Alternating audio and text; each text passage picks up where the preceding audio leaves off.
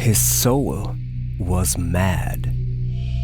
Being alone in the wilderness, it had looked within itself, and, by heavens, I tell you, it had gone mad. He struggled with himself too. I saw it. I heard it.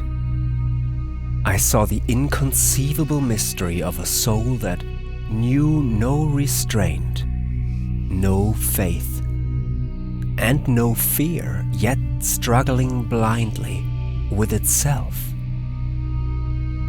He cried in a whisper at some image, at some vision. He cried out twice, a cry that was no more than a breath. The horror! The horror!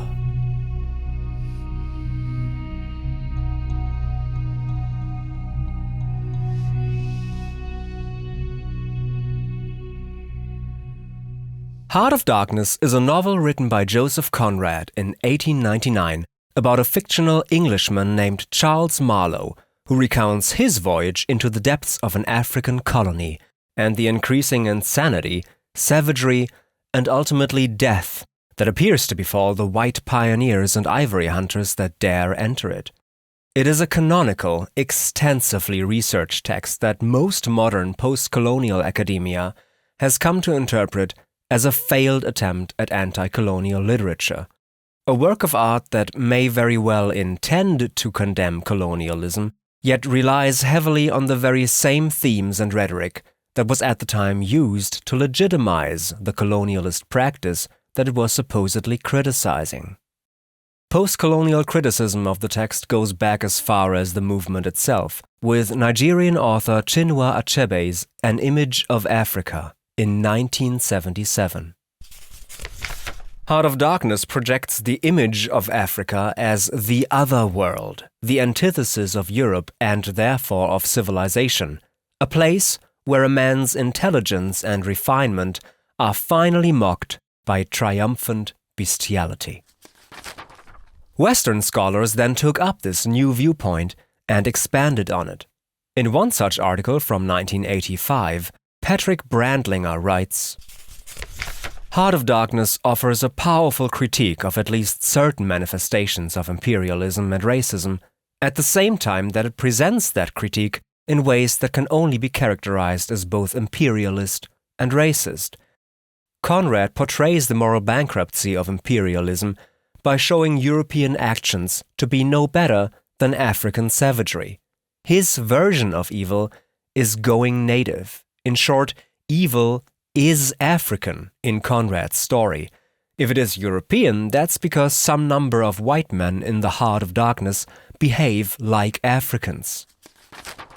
The book is therefore understood to enshrine a set of colonialist concepts that arguably still dominate, if in a more subtle form, our contemporary Western discourse on not only Africa itself, but whatever we perceive, consciously or subconsciously, as the uncivilized other.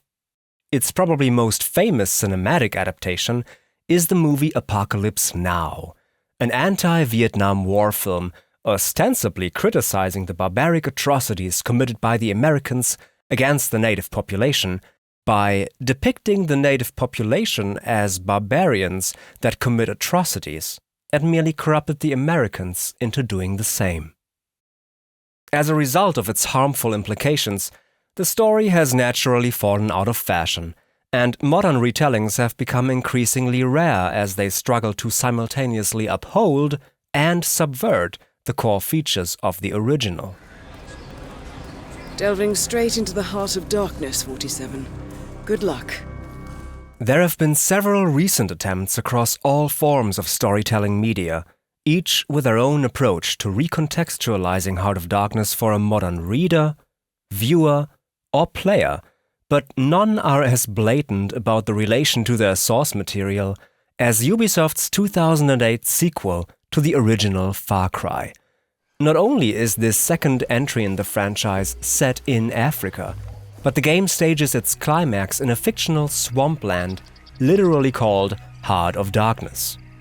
Seeing as the game boldly stuck with the original setting of Africa, how does it deviate from its reference material, and where on the spectrum between revisionism and perpetuation of Heart of Darkness's rhetoric can it be located? Now let me say this preemptively. This video will dive into topics of imperialism, neocolonialism, and chiefly racism. If you have never engaged with literary studies before, well, welcome. You might be surprised to hear that you can, many would even say should, interpret a cultural artifact solely based on its content and socio-cultural context alone.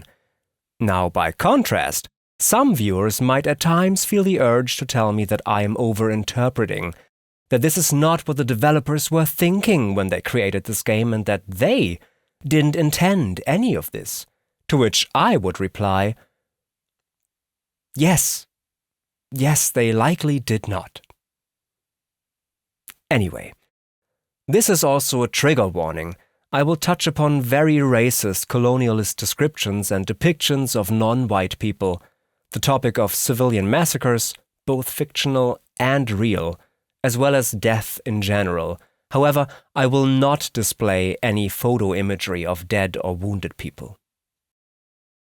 Video structure and plot summaries. To determine the most viable points of comparison between the two texts, and then structure the video around them, we must first get an overview over what these texts actually contain, which requires a quick rundown of the plots of both the novel and the game. In addition, a brief post-colonial analysis of Heart of Darkness will highlight the angle that I will adopt to analyze the game later on. Heart of Darkness. In Heart of Darkness, protagonist Marlowe recounts his perilous journey to the Dark Continent. His younger self, fascinated with exploration and discovery, seizes the opportunity to sign with an ivory trading company and sails to Africa to replace one of their captains, who got killed by the natives. Upon arrival, Marlowe is immediately struck by the horrors of the land. Mass graves of diseased native workers, a tropical illness that plagues the company's stations, and a madness and desire for violence and infighting that appears to have befallen even the most high-ranking officers, along with a curious decline in overall sanity. Here is just an excerpt from one of the first officers Marlowe meets at the central station. The business entrusted to this fellow was the making of bricks, so I had been informed, but there wasn't a fragment of a brick anywhere in the station. And he had been there more than a year, waiting. It seems he could not make bricks without something, I don't know what, straw maybe. Anyway, it could not be found there, and as it was not likely to be sent from Europe, it did not appear clear to me what he was waiting for. An act of special creation, perhaps? However, they were all waiting, all the 16 or 20 pilgrims of them, for something. Though the only thing that ever came to them was disease, as far as I could see. The steamer that Marlowe was supposed to helm is in disrepair, and the station lacks the necessary tools to fix it. While waiting several months for the materials to arrive, he learns of a mysterious station master named Kurtz, who dwells deep in the jungle, and apparently produces more ivory than all other stations together, supposedly because he has adopted the violent and horrifying customs of the natives, who hailed him as their divine leader. However, rumor goes he is terribly ill, and his station might soon be lost. Once the steamer is ready, Marlowe and his crew therefore depart for Kurtz's camp, but the deeper into the darkness of the jungle they penetrate, the more terrifying and maddening their encounters grow. Many succumb to fear, starvation, illness, and even native war parties. When Marlowe finally reaches Kurtz, he finds him a confused and dying man in command of belligerent but loyal, almost devout natives. With his final words, Kurtz bestows upon Marlowe the conclusion to his journey into the darkness that broke him. The horror, The horror! Himself very ill by this point, Marlowe barely escapes Africa and returns to Europe, safe, but forever changed. Heart of Darkness attempts to establish an anti-colonialist message, but its main tool in order to achieve this is to turn its othering up to 11. You see, according to Conrad, colonialism isn't wrong because it is built on the concept of portraying its victims as subhumans in order to legitimize the taking of their lives, land, and resources. No, it is wrong because Africa is wrong. Its hostile nature and savage, subhuman inhabitants are simply incompatible with civilized Westerners. Instead of criticizing the inherent goals of colonialism, which protagonist Marlowe even praises as redeeming, it places the blame for the atrocities committed in its name squarely on some sort of growing insanity and sickness among the colonizers due to the continued exposure to Africa and Africans. This rhetoric essentially hails the exploits of colonialism while providing an easy excuse for its atrocities. Torture and genocide was never our intent. It was the place we went to that corrupted us into the monsters we became. Throughout the book, the natives, both allies and enemies, are repeatedly portrayed as animal-like creatures, capable of terrible acts and rituals against the influence of which the colonizers must but inevitably fail to protect themselves. One of the main takeaways from the book is that the black natives of Africa represent man at the beginning of time, irrational at their core, while the white colonizers have progressed to a state of reason.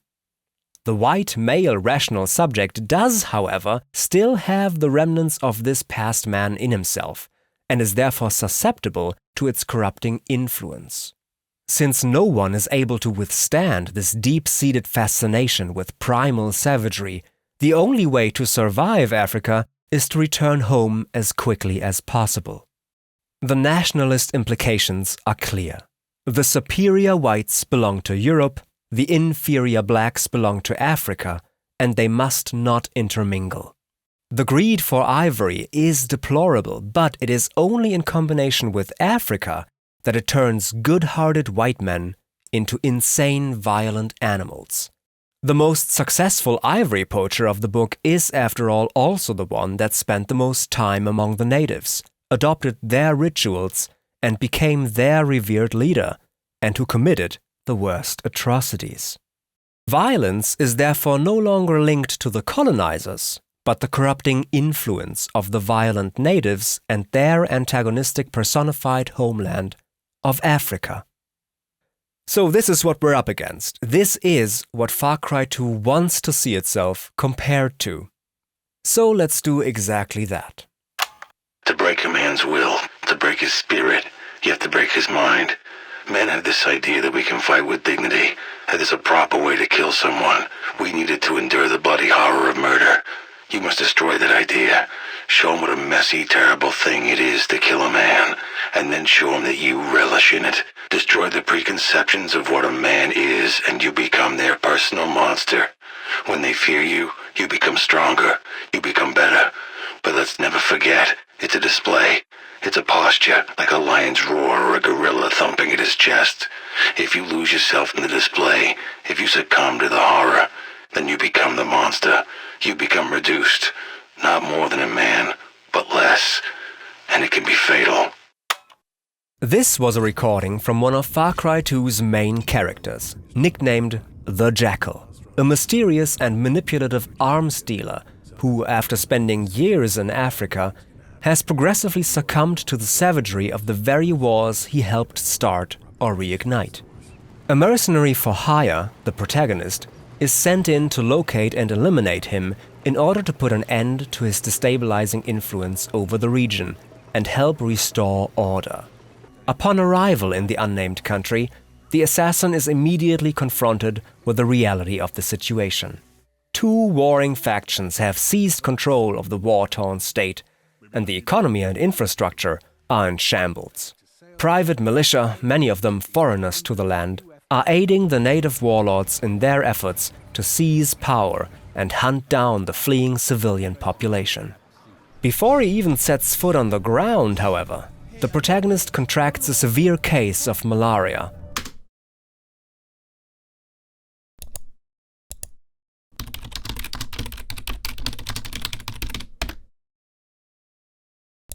Malaria. Malaria. The protagonist contracts a severe case of malaria and falls unconscious before awaking in the capital in the midst of a chaotic outbreak of violence between the two militia groups, orchestrated by the Jackal himself. He barely escapes with his life, and in order to survive, must now earn a reputation among the warlords by doing their bidding for payments of diamonds, inching ever closer to a lead on the Jackal's whereabouts. Over the course of his journey, he meets and is in turn shaped by bloodthirsty but childish warlords, hopelessly naive civilians, and scheming foreign mercenaries that are losing their grip on reality. Himself slowly descending into the madness that appears to have taken hold of the country, the protagonist soon sees himself commit the same crimes and atrocities he intended to prevent the Jackal from committing, actively preventing peace in order to keep the warlords occupied and the diamonds flowing. Differences between the two factions, between good and evil, human and inhuman, become blurry, and soon there is no more end to justify the means, only violence for its own sake. When the factions eventually join forces to capture and kill all dissidents to their tyrannical rule, together, the Jackal and his assassin determine that the actual cause for the horrors of this place is the place itself, and that in order to save its civilian population from a massacre, the entire corrupted rest of the country must be exterminated, including the two of them.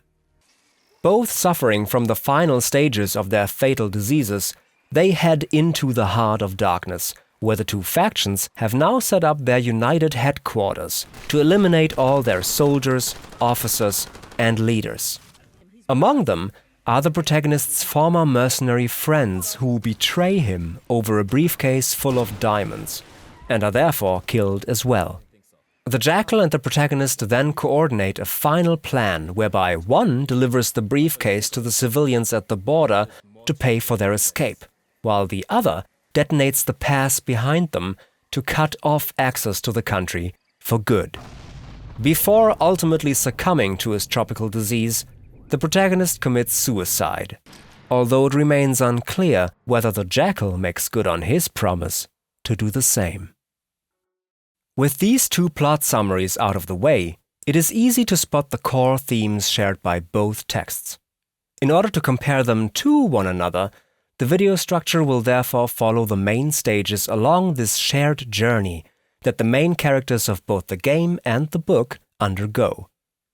First, they are confronted with the other. As they are appalled by it, they seek to control it. In trying to control it, they engage with and start to adopt the behavior of the other, thus entering the threshold. Once they have crossed this line, their corruption cannot be reversed. They have become the other, and must therefore die.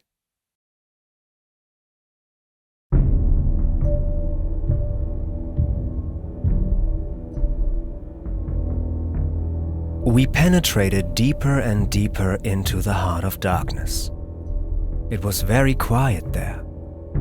We could have fancied ourselves the first of men taking possession of an accursed inheritance.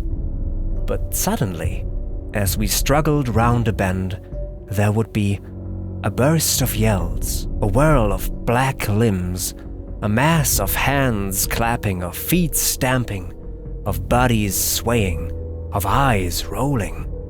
The prehistoric man was cursing us, praying to us, welcoming us. Who could tell? We glided past like phantoms, wondering and secretly appalled, as sane men would be before an enthusiastic outbreak in a madhouse. We could not understand because we were too far, and could not remember because we were traveling in the night of first ages, of those ages that are gone, leaving hardly a sign and no memories. At the core of Heart of Darkness lies the contrast between the familiar and the other. Marlowe, representing the familiar, pierces into the heart of the Dark Continent, exposed to the incomprehensible, disgusting, and, most importantly, alluring sights, sounds, and beings that dwell within. Typical for the literature of its time, it conveys these categories as an essentialist, binary opposition. The book tells us that at the center of Africa lies darkness, the unknown, and danger. The white pioneer must penetrate into that darkness with a beacon of civilization and bring enlightenment to its black natives. The inflictions of Africa on the minds of the white colonizers are symbolized by the literal corruption of their bodies, tropical diseases that appear to afflict nearly every outsider that enters it. The West gives life, Africa means death.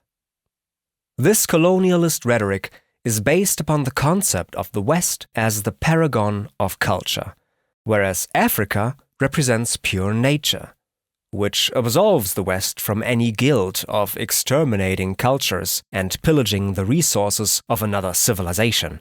Since the Africans have no culture, they are therefore part of nature, of the primitive wilderness. They are the land. They do not work it, and therefore they do not own it, which leaves it ripe for the taking. In order to legitimize the means by which the land is then taken, the West is considered to represent order and sanity, while Africa symbolizes chaos and insanity, which makes it all the easier to blame Africa for violence, while the West is perceived as merely reacting to the impulsive aggressions of the supposed savages from a default position of peaceful intentions. The final opposition is what Ernst Bloch calls Ungleichzeitigkeit, or non-synchronicity. Africa and the Orient, along with their inhabitants, are contained in a bubble of eternal past, while the West represents the present, progress, and history. This dichotomy allows for a strict hierarchy of knowledge in granting power to the Westerners that is inaccessible to Africans, turning them into mere children who must be aided, but who are excluded from ever becoming adults like their colonizer parents. A rhetoric often used by colonizing nations throughout history to legitimize their authority and superiority. While subdued natives are considered childlike buffoons, those capable of violence are framed as barbarians and cannibals, more animal than man, more inhuman than human. This contrast between the familiar and the other, and the fear of a third space that links the two and allows a civilized white man to drift off and become the inhuman savage he was meant to control, represents the preferred reading of Heart of Darkness at the time of its publishing, and the main ideology that it communicates. It tells us that if the natives are in fact human, and they represent our past, their perceived savagery is part of us too. It lies at the primal core of our humanity, and can erupt when seduced by the other. We are accustomed to look upon the shackled form of a conquered monster, but there you could look at a thing monstrous and free. It was unearthly, and the men were... No, they were not inhuman. Well, that was the worst of it, this suspicion of their not being inhuman. They howled and leaped and spun and made horrid faces, but what thrilled you was just the thought of their humanity, like yours. The thought of your remote kinship with this wild and passionate uproar. Africa, Journey to the Center of the Earth. Heart of Darkness and Far Cry 2 never specify the concrete area within Africa where their narratives take place. Heart of Darkness doesn't need to, because to its colonialist readership, Africa did not consist of any countries, just colonies. And Far Cry 2 doesn't want to, because it would undermine its focus on the Westerner's experience, to whom all of Africa can be sufficiently summarized under one name, without losing any details that would be relevant to the rhetoric that the game employs. Since the Western lens does not see any differentiation within Africa, it would be an unnecessary risk to single out and name an arbitrary country whose government might then threaten a lawsuit against the publisher for the portrayal of their country as an anarchic fever dream. But don't worry, Ubisoft know what they're doing on that front. When we start in a game and when we want this game to take place in a reality, it's very important for us to go there, to study, to see the people, to find the landscape by ourselves. We came back with 15,000 of photos, 15 hours of video, of interview, of footage, of everything. It was amazing to be able to do that, and amazing to be able to recreate that after. And it took us 4 years. Yeah. If one had to pinpoint it, Heart of Darkness was most likely inspired by impressions of the Congo, while Far Cry 2's references to real-world ethnicities, such as the traditional architecture of the Dogon people, suggest that the game takes place in southern Mali. However, portraying the natives' patriotism for a specific African country would still appear inconsequential by post-colonial standards. Today's borders were, after all, drawn according to the foreign economic and military interests of Western imperialism, rather than the actual ethnic and cultural affiliations of the indigenous population. This post-colonial complexity highlights the gravity of the game's decision to instead default to the same colonialist understanding of Africa as the one found in its 120-year-old source material. Both settings are defined as the Heart of Darkness, as the very core and essential representation of the other, and that other is Africa. This allows for the two protagonists' metaphorical journeys not only to the center of a continent, but the supposed primitive core of their own humanity. The best way I can explain it to you is by saying that for a second or two I felt as though instead of going to the center of a continent, I were about to set off for the center of the earth. In the game, this does lead to some awkward dialogue in which natives talk about the affection for their country, without ever naming the country, and instead basing their cultural identity on the entirety of the African continent. This is my last war, for better or for worse. I am African. This is my home.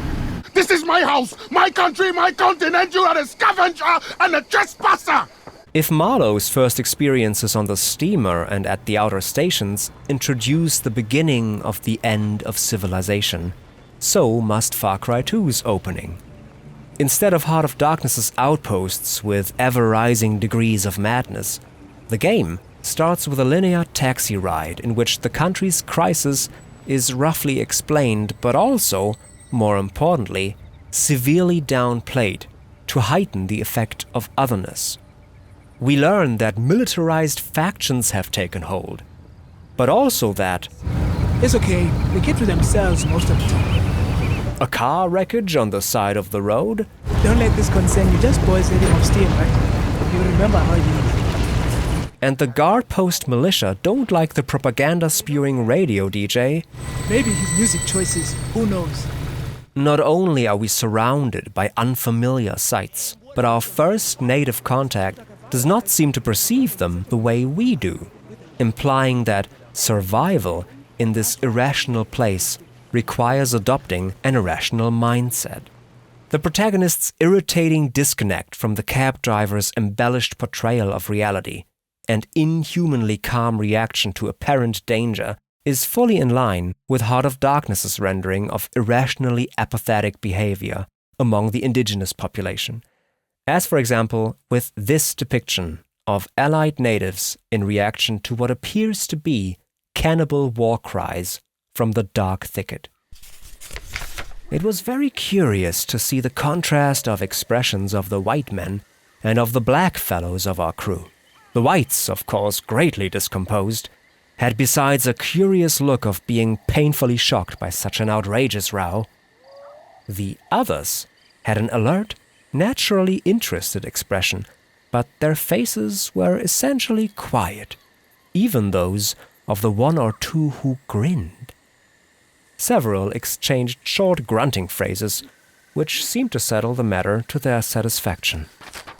This stark contrast between the familiar and the other is further established when we, as the protagonist, are repeatedly referred to as a foreigner, first by the cab driver, no offense. and again by our first contact shortly after the intro. I hear the APR's got a hostage in there, some foreign national like you. While the game allows the player to choose from an array of different backgrounds, every protagonist option is that of a foreigner. All of them men, and most of them white. On top of that, those from the list that are not chosen can later be encountered in the game world as potential allies to the protagonist, which further exposes his specific identity as ultimately irrelevant.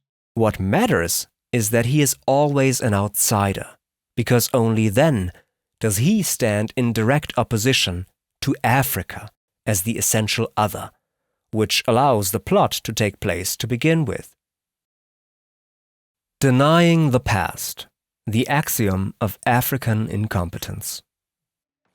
Opposite the protagonist, the game's primary human manifestation of the other are the faction leaders, with whom the protagonist must interact to progress the story, and who are responsible for the majority of ludic and narrative content in the form of missions and dialogue. Their portrayal therefore embodies how the game communicates its concept of Africa, and how it differs from the identity of the West. Far Cry 2 depicts two approaches to post-colonial African politics. On the one hand, we have the UFLL, short for United Front for Liberation and Labor, that represents a working-class communist ideology focused on nationalizing the means of production, like the often-mentioned mining business. The UFLL has a great leader in Adi Bantue who worked with the mining union to secure the rights for the people. He stood up to the men in charge. He did not allow the president of the mine to continue to destroy the lives of the workers, the foreign president. Bantue single-handedly chased the blood-sucking foreign parasites out of the business. He gave the mine and the wealth back to the rightful owners, the people. A lot of gold. And that gold comes from our mines. It belongs to us. Sure, man, you tell him. When you fight for the front, you fight for the workers, the people who built this country up brick by brick, the people who sew the clothes you wear on your back. On the other, we have the APR, short for Alliance for Popular Resistance, following a path of tradition and reinstating a pre-colonial monarchy. You know this Fubar country used to have a king. He's back and he brought his gold with him, all of it protected by those stupid APR boys. But we're selling fresh water to our neighbors. The UFLL will not profit at the expense of our people. My people need their power. Both factions are, however, ultimately illustrated as two sides of the same corrupt coin, both longing for power more than for peace. The UFLL secretly betray their own ideology by promising riches to their supporters that the country does not actually have. Timok was a sham. There are no diamonds. Bantue tells the soldiers they will be rich, all the diamonds they want, if they just stay with him. He's a liar. He always has been. While their leaders live luxurious lives in their ivory towers. His people starve in the street and he buys gold-plated dishes. It's obscene. In the same vein, the APR's monarchs and their henchmen reveal themselves to be power-hungry, I am your king. detached, Niele is worthless, always has been. No kind of father for his country. He abandoned it a long time ago. and largely indifferent elitists. We talk to everybody, APR and UFLL. He has always played both ends against the middle. That is why he has the gold and we have this war. Real-life examples that most resemble the in-game depictions are possibly the Marxist revolutionary Thomas Sankara of Burkina Faso, and the infamously decadent King Mswati III of Eswatini, although even these extremes do not come close to the universally hypocritical caricatures found in the game. The native leaders are essentially portrayed as wide-eyed idealists that are blind to their own evil, and all of them are evil in everything they do. Otherwise reputable goals, such as economic independence on the one hand and political accountability on the other, are thus ridiculed and demonized entirely. What did you say? You want to defend Africa against foreign economic exploitation and land grabbing? Well, that's what a genocidal communist authoritarian would say. You want to reform the outdated and unfitting political system implemented by the colonial powers to more closely resemble the traditional and social structures of the native people? Befitting of a decadent, uncaring elitist? One of the most quoted aspirations in the game, expressed by both factions, is that of uniting Africa to stand as one peaceful continent independent from foreign interference. This is our struggle. Africa is for Africans. We do not need outside involvement. This will unite us, one Africa. All Africa will follow this example, led by your humble servants, Kakumba and Batue. However, by putting this admirable Pan-African goal, often uttered in the actual African post-colonial struggle, into the mouths of fictional, consistently naive tyrants, the game paints it as a naive concept that is therefore not only unachievable, but actually the cause for the tyranny and war that plague the country. To add to the naivete, all leaders appear to genuinely believe in the universal good that their actions will bring to all people, no matter how violent and obviously malicious they are. I've decided to eliminate Guasi and assert our control in the north. I will be the voice of stability and peace. I would like you to attack this radio trailer and silence their station. I hope you'll consider our cause. The lies these men tell are helping no one. And this is when we take control of this country and bring order, stability, strength. Our enemies will fall before us.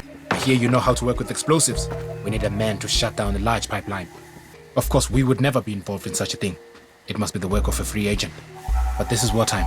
Suffering is unavoidable, eh? It is for a greater good, for a stronger Africa. By contrast, the aide, who is always a foreigner, is usually portrayed as someone who sees the bigger picture and is aware of the hypocrisy on display, but plays along to get paid. The Major and I were just discussing what to do about the radio announcer. The propaganda machine in this country is quite impressive, really. It is all lies. Yes, of course, when it's the UFLL broadcasting. No more money, no more PMC. Well, then keep the ducats coming and you won't have a problem. Yes, of course, that is what matters. Not the work, not the effort to build a strong Africa. Oh, is that what you're doing? Then realize, China. There's pictures of the children in our camps dying of dysentery. That's very sad. You know, when people see these pictures, it'll break their hearts. They'll have to send money to help. None of it will ever get to those poor sods. It will eventually. But it has to come to us first. We know how to handle it. Yeah, sure you do.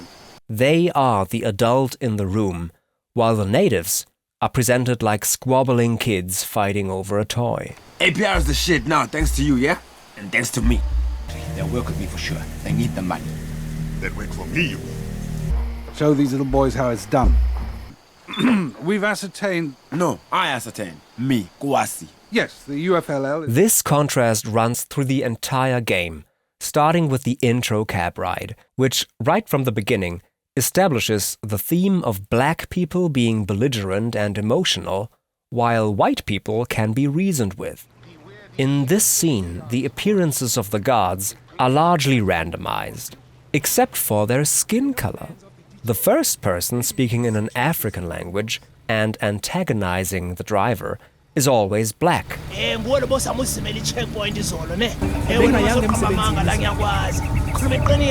While the second person that speaks English and diffuses the situation is always white. Where are you headed? You come from the airport. Beer. We drink beer. Hurry up then. Move along. Yes, sir. Thank you, sir. The game even highlights this contrast between reasonable Westerners and violent Africans by going out of its way to clarify that foreign agencies are not let into the country, implying that only official outside help could save Africa from death and corruption, but that agencies and governments just aren't given the opportunity to do so. Leading NGOs are calling for immediate humanitarian relief for the estimated 10,000 civilians trapped within these borders. But so far, no outside agencies have been granted permission to enter the country.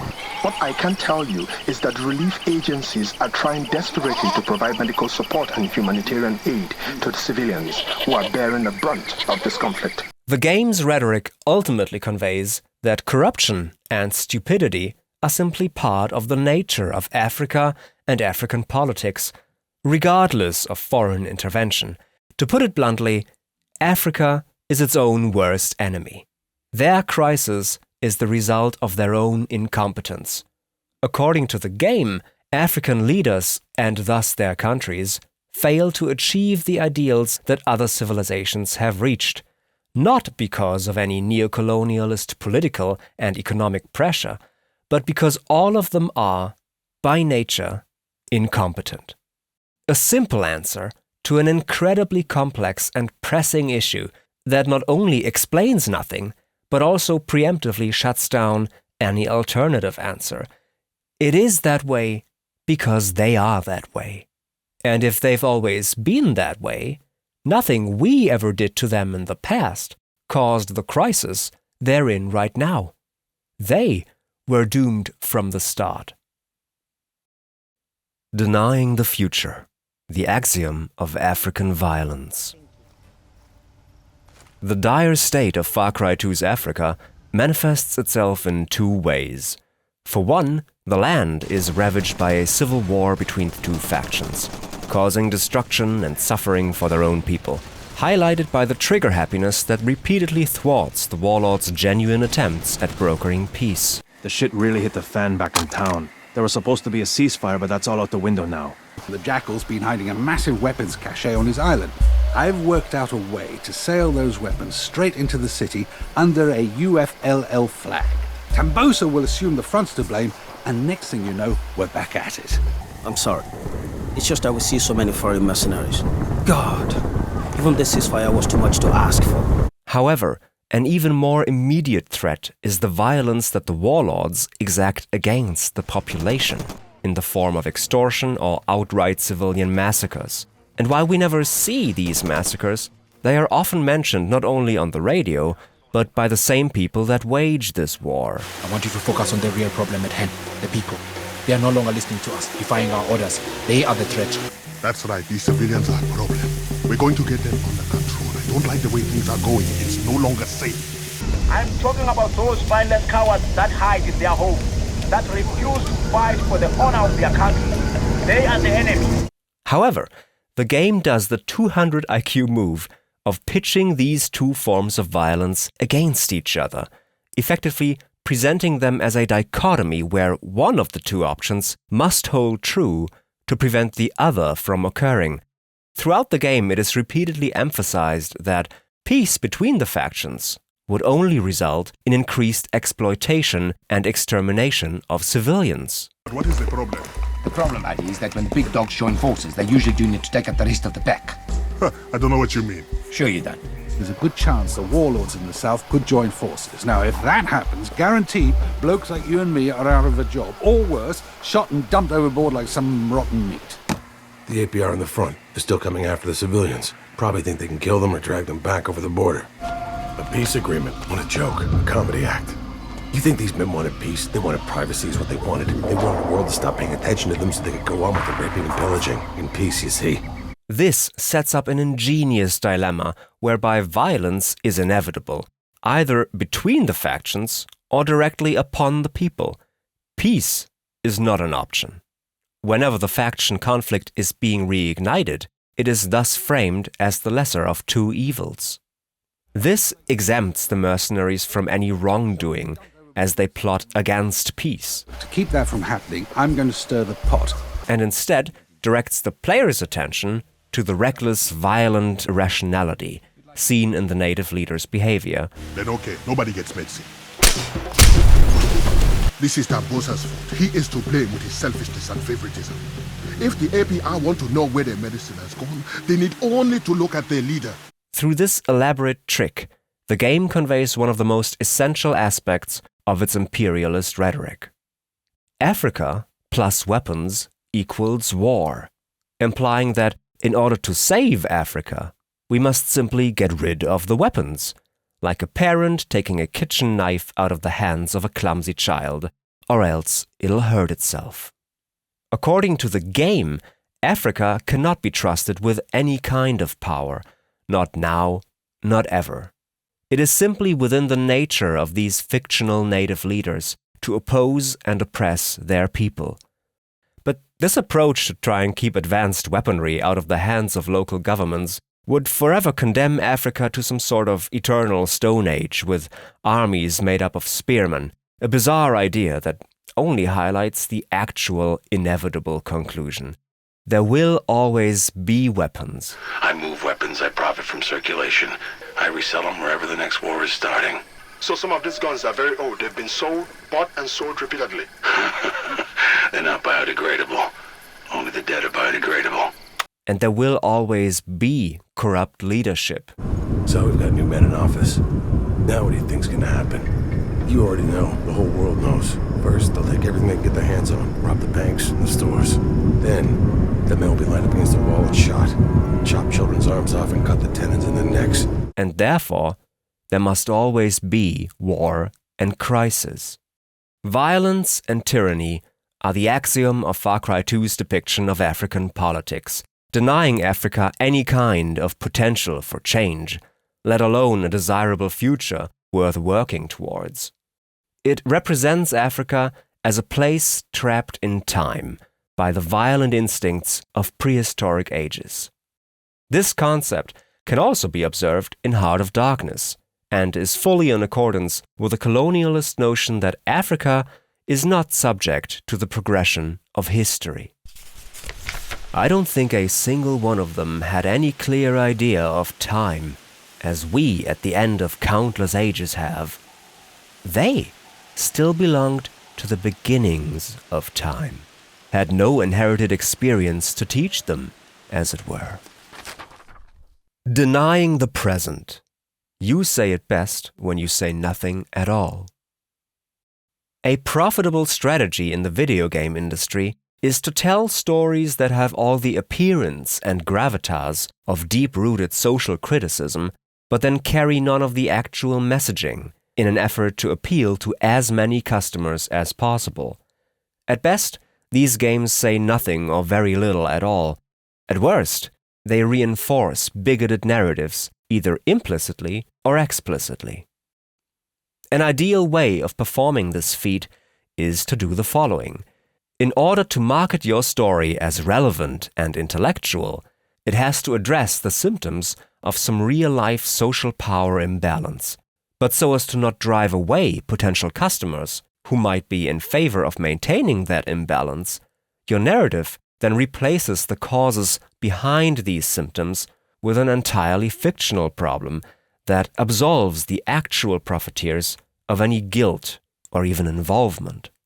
In the case of Far Cry 2, the player experiences the symptoms of economic and political crisis, violence and oppression, but when pressed as to what caused this crisis to come about in the first place, the game says, well, it's foreign intervention, obviously. Okay, how so? Well, the foreigners shoot the Africans. Anything else? Nope. So let us look into the twisted narratological purpose that Far Cry 2's mercenaries fulfill within the game's rhetoric. Possibly the most revealing indicator of their role in the game's preferred reading is the fact that towards the end of the story, the foreign militia take over the factions. So here's what it's come to, me in charge of the whole operation. Turning them into a representation of the pure obsession with violence that the game projects onto Africa. Now that any pretension of goodwill is gone, the ideologies that the factions previously indulged in are revealed as mere propaganda, and the mercenaries simply portray that cynical pure form of an amoral tyrannical governing elite that is diametrically opposed to their subjects. However, The mercenaries and the villainous role they occupy in the story are just a convenient fairy tale to avoid having to address the far more complex systemic oppression and exploitation that many African countries are actually suffering from. The game instead implies that the foreign mercenaries' recklessness is to blame for the state that, according to its own rhetoric, much of Africa is in, because the mercenaries hold power over, but do not care for, Africa. Consider this example. When there's a literal foreign agricultural mega-corporation in the game, exploiting the country's people, resources, and politics, the African faction leader and his mercenary aide agree to launch a military assault on it in order to weaken not the foreign business or the systems that allow it, but the other factions standing, who just happen to be tasked with defending it. More importantly, the mercenary, who appears to be the driving force behind this decision, openly admits to not actually caring about the political and economic implications behind the phenomenon that sits at the core of this mission. It's immoral what they're doing there, contaminating the water, the land. Sure, whatever. Point is that the APR's got an advantage over us. In the end, those presented to us as the villains in this story are the reckless and ignorant mercenary aides, earning their pay for destroying the economy of a country they do not care for. By the time the mission concludes, the convoluted narrative has completely sidelined the obvious culprit for the economic crisis at hand and redistributed the blame from accountable real-world systems onto unaccountable fictional individuals. This example perfectly encapsulates how Far Cry 2 actively refuses to elaborate on the neocolonialist story behind the humanitarian crisis upon the back of which it proudly markets itself. When the game's own narrative threatens to address the elephant in the room, it instead provides an easy non-answer to distract from the actual, less convenient one. The game basically says, "Damn, you got me. It was the mercenaries. It was their fault all along. You found me out. Well, I guess we're done here. There's nothing else to look for. Moving swiftly on." Following the game's own rhetoric, where any political agenda is just a disguise for tyranny, any actually meaningful discussion of the ins and outs of multinational corporations and institutions exploiting Africa's people and politics would mean getting lost in petty details. Far Cry 2, much like Heart of Darkness, discusses the effects of colonialism, but refrains from discussing colonialism itself. It therefore denies the circumstances around Africa's very real present struggle while claiming the laurels for mentioning its symptoms. The end of civilization, chaos and distrust. Lastly, both texts present Africa as a space that turns once civil friends into savage enemies. The novel portrays this concept of growing discord among its pioneers by having allies scheming against one another in pursuit of wealth and reputation in ways that only the law of the land, or more precisely, lack thereof, allows for. They beguiled the time by backbiting and intriguing against each other in a foolish kind of way. There was an air of plotting about that station. A pestilential fellow snapping ivory from the natives. We will not be free from unfair competition till one of these fellows is hanged for an example, he said. Certainly, grunted the other. Get him hanged. Why not? Anything can be done in this country. That's what I say. Nobody here, you understand, here, can endanger your position. This concept of backstabbery induced by the insanity and chaos of Africa sits at the core of Heart of Darkness's narrative, and must therefore also form the center of Far Cry 2's character development. The game's so-called buddies, as well as the faction leaders and commanders, first appear to fight alongside the protagonist, until we slowly come to learn that the dire situation fosters mutual distrust, and that everyone essentially fights for themselves. This guy, he's always making deals on the side. They're planning something, I know it. You got to kill Carbonell instead. He's no good. He'll stab you in the back. You are doing some work with Bantue. He didn't tell you everything. I have a feeling I'm being cheated. These men are taking me there so that I can see it for myself. Or maybe they are taking me there to kill me. Who knows? He's going to learn that he does not want me as an enemy. I thought I could trust you. As a result, over the course of the game, the civil facade of ideals, loyalty, and friendship slowly crumbles away as one by one the lives of all major characters are claimed by the apparatus of their plotting and scheming against one another, culminating in the final betrayal by our previous companions. In conclusion, both texts show a civilization that succumbs to the allure of the primitive. Order ceases to be relevant, social hierarchies lose their meaning, and nature and violence become the only authority, with death as the universal truth that sits at the core of human life and as the only constant in the chaos. This is the other, both our deepest fears and forbidden desires made manifest. Something that we have learned to be appalled by, but that speaks to our curiosity like no other. Heart of Darkness famously coined the terminology for this concept. The utter savagery had closed round him. All the mysterious life of the wilderness that stirs in the forest, in the jungles, in the hearts of wild men. There is no initiation either into such mysteries. He has to live in the midst of the incomprehensible, which is also detestable, the fascination of the abomination. But somewhere on the way to embracing this abomination and indulging in the madness, the protagonist crossed an invisible line between the civilized and the savage, between humanity and inhumanity, a third space that marks a point of no return.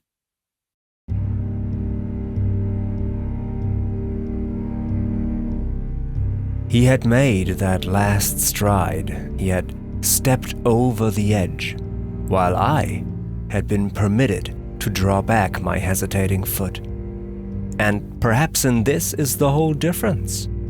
Perhaps all the wisdom and all truth and all sincerity are just compressed into that inappreciable moment of time in which we step over the threshold of the invisible. His cry was an affirmation, a moral victory paid for by innumerable defeats, by abominable terrors, by abominable satisfactions. But it was a victory. Both the books and the game's main character's voyage into the heart of darkness symbolizes the journey to the core of their own psyche.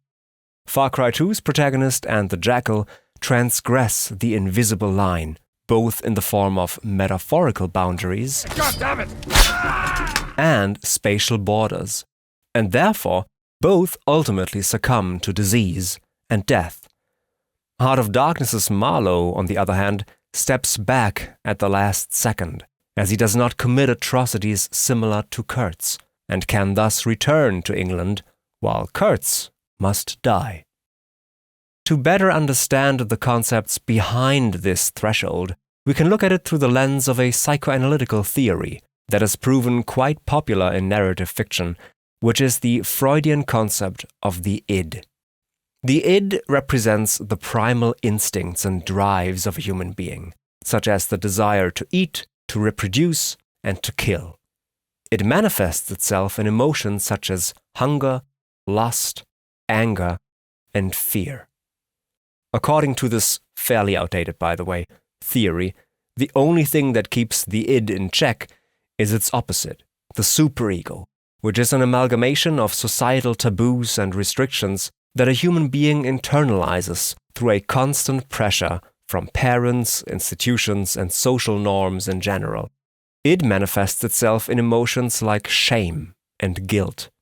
Between these two forces that fight for control over a person's actions sits the ego, sort of a decision-making apparatus that seeks to satisfy the id within the boundaries that the superego allows for. It is through these concepts that we can categorize the different steps that carry our protagonists across the threshold and that finally seal their fate. Initiation. Losing the superego. Right after the game's introduction, we meet the Jackal, who is introduced as an almost divine figure, whose primal wisdom allows him to take control of the chaos rather than be consumed by it. He is the one pulling the strings behind war and peace in Africa, and the ultimate arbiter of life and death. What your old clients don't seem to understand is that they can't kill me. Do you understand what I'm saying? Nobody kills me. Nobody. I'm the one who decides who lives and who dies. Me.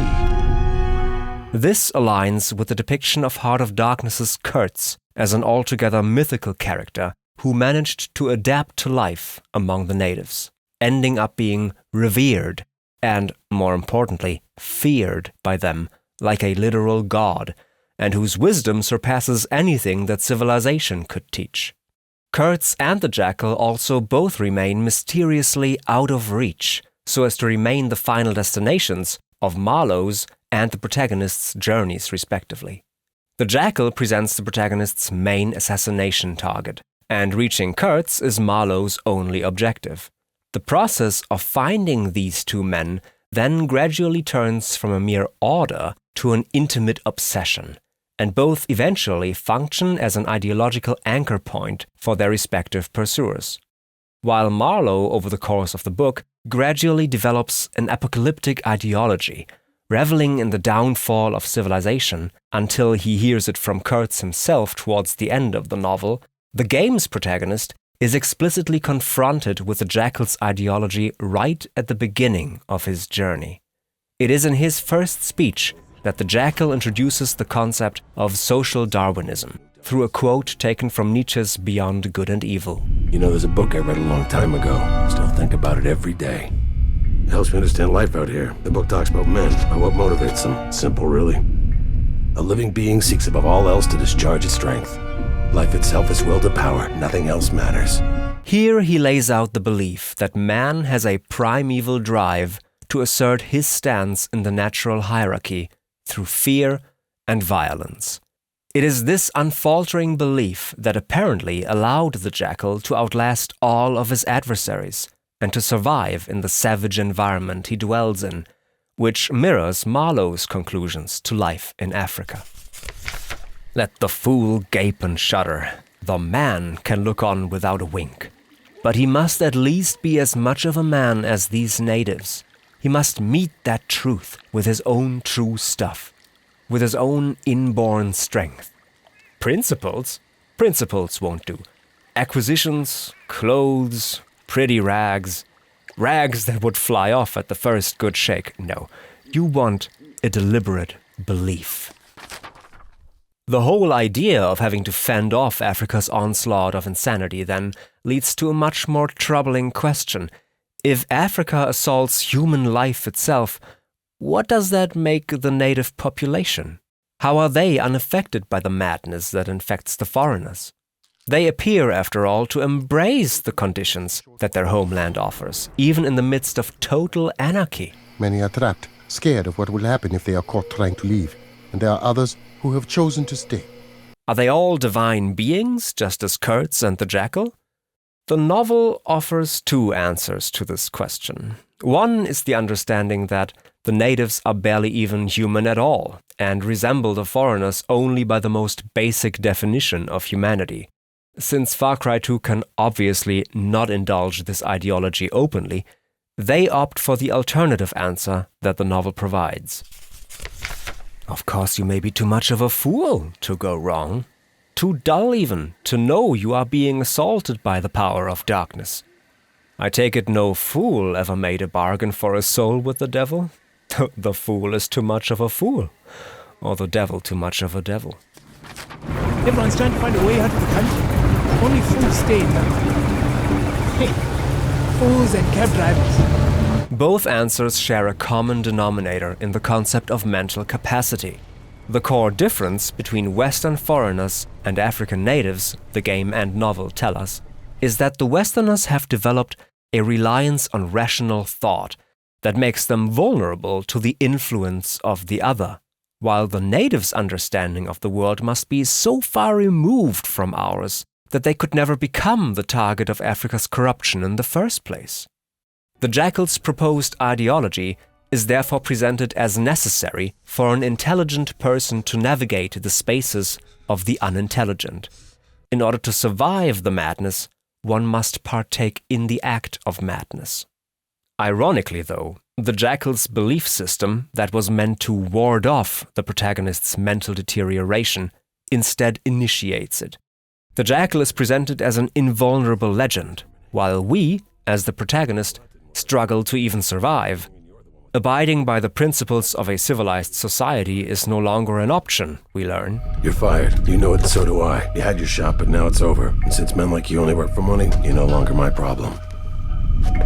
You'll have to find something else to do with yourself now. And so we, in turn, must also resort to the underlying natural hierarchy and embark on our own journey of death and violence, hoping to one day match that level of invulnerability that we just witnessed. Our next encounter, in this case a militia named Carbonell, emphasizes that we are in fact, as of now, a nobody. I don't care what your name is. You're just the problem right now. I've got a few errands for you, errand boy. Get on out here. Try not to get distracted between the door and the car. You look like you're gonna drop dead any second. This contrast between legend and nobody sets up the next step in the ideology of natural hierarchy in the form of the game's reputation system, where, just like in Heart of Darkness, our authority and power is not determined by social ranks and institutional badges, but by our notoriety for the fear we are capable to instill. Just like Kurtz in Heart of Darkness was able to control the natives through sheer fear and displays of brutality. Whatever he was not common. He had the power to charm or frighten rudimentary souls into an aggravated witch dance in his honor. As a nobody, we start at the bottom of the hierarchy, with no reputation to our name. Another soldier for hire. What is a going rate for mercenaries these days? From there, we have to work our way up to the top, occupied by infamous madmen like the Jackal himself. Higher reputation levels, awarded for ruthless hit jobs and destruction, result in vastly different NPC responses and new NPC chatter. I've been saving it for that crazy merc who's stirring things up. Sorry, man. Let me get out of your way. Additional AI behavior, like soldiers fleeing and panicking. Go ahead, hit straight. Just one guy, right? One guy. And even deadlier equipment used against the player. By completing missions, our reputation level inevitably rises, and with it, the body count. As the protagonist adopts the Jackal's belief system, his drive to kill takes over, while feelings of guilt are no longer applicable. Where there is no civilization and no social contract, there is no superego. Indifference, surrendering the ego.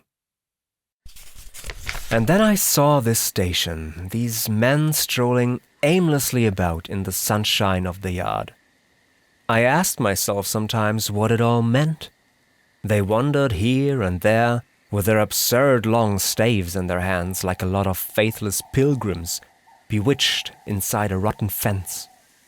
The word ivory rang in the air, was whispered, was sighed. You would think they were praying to it. Just like ivory consumes the minds of the colonizers in the novel, all that motivates Far Cry 2's mercenaries is diamonds. They, just like ivory, represent the Westerners' distraction of the mind, a fixation that not only leaves their defense open for corruption, but that triggers the aggression and infighting which slowly dissolves the underpinning structures of civilization. The only currency worth shit is rough diamonds. Don't accept paper money from anybody. I wouldn't wipe my ass with it. This is even underlined through cases of diamonds that can be unearthed across the country, always conveniently distracting the player by stopping them in their tracks with the ever-present tracker signal lighting up and alerting them of a nearby suitcase. Diamonds, being the only currency in the game, quite literally dominate all mechanics, as they allow the purchasing of better, more reliable and more accurate weaponry, improved vehicles, armor, and even healing capabilities. Since there is no character level system in the game that might grant skills in exchange for experience, diamonds are the only avenue to keep up with the increasingly tough enemy encounters, and thus drive the player's actions entirely. Diamonds and ivory therefore also present the driving force behind the actions of the Jackal in Far Cry 2 and his Heart of Darkness equivalent of Kurtz. Both are fueled by greed, yet neither of them amasses their wealth for any reason other than fame, or rather infamy. Kurtz doesn't want to do anything with the ivory he manically accumulates, and the Jackal doesn't intend to leave the country either. They only do what they're doing out of habit, because they cannot escape the vicious cycle of savagery. For them, there is no more life outside Africa worth working towards. He hated all this, and somehow he couldn't get away. When I had a chance, I begged him to try and leave while there was time. I offered to go back with him, and he would say yes. And then he would remain, go off on another ivory hunt, disappear for weeks, forget himself amongst these people, forget himself, you know. To them, greed was just the catalyst to the realization that there is no sense to anything in life, and that no one, no matter how powerful and wise they may appear, is actually in control of their own lives, let alone the world that surrounds them. With the lack of power laid bare, there is nothing left for the ego to choose between. The superego, or culture, is irrelevant, and the id, or nature, is outside of our control anyway, as Marlowe comes to realize midway through the novel. Before I could come to any conclusion, it occurred to me that my speech or my silence, indeed any action of mine, would be a mere futility. What did it matter what anyone knew or ignored? What did it matter who was manager? One gets sometimes such a flash of insight. The essentials of this affair lay deep under the surface, beyond my reach and beyond my power of meddling. The second stage of stepping over the edge thus lies in admitting one's own lack of power over the other. Over the course of his troubled journey into the heart of the Dark Continent, it slowly dawns on Marlowe that all the displays of order and power that he observes in his countrymen are nothing but an imperialist paper tiger, and that no one can actually control the darkness, not even Kurtz. The other is just so different, the id so persistent, that every attempt to rein it in must fail. The novel thus presents Africa as the ultimate truth, the purest form of the disease that sits dormant inside the minds of every one of us, and that needs to be feared and kept at bay so as to prevent it from bringing its darkness to Western civilization. The mind of a man is capable of anything because everything is in it, all the past as well as all the future. What was there, after all? Joy, fear, sorrow, devotion, valor, rage. Who can tell? But truth. Truth stripped of its cloak of time. In the game, this feeling of futility reaches its peak at the start of Act 2, with the protagonist's realization that he has no choice but to reignite the war with an arms shipment, thereby not only failing to stop the influx of weapons, the entire point of his journey, but actively participating in it. This event marks the climax of a slow lead-up to the protagonist's surrender to the power of Africa. He finds himself at the helm of a mission the morality of which runs completely counter to everything he set out to do. So by this point, he has grown indifferent as to the morality of his actions, the fate of the supposed villain, or even that of his own, and has given up on the perceived farce of ethics and principles. Imagine the growing regrets, the longing to escape, the powerless disgust, the surrender, the hate. The further the story progresses, the clearer this self-defeating futility becomes. The protagonist starts out with good and pure intentions. A man with a good soul will not be denied, but a good faith gesture feeds that soul. But then he rescues and helps his buddies that will later betray him. You're wasting time, just shoot him. We made our deal, he's not a part of it. I'm sorry. He tries to put an end to the influx of weapons, ending up smuggling them himself.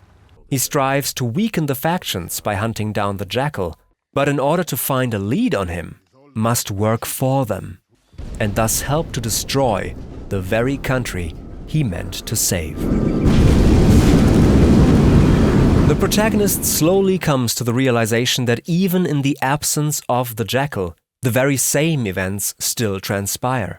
In the end, it doesn't matter who is faction leader. It doesn't matter which faction has the power, because no one is in control of anything, not even the Jackal.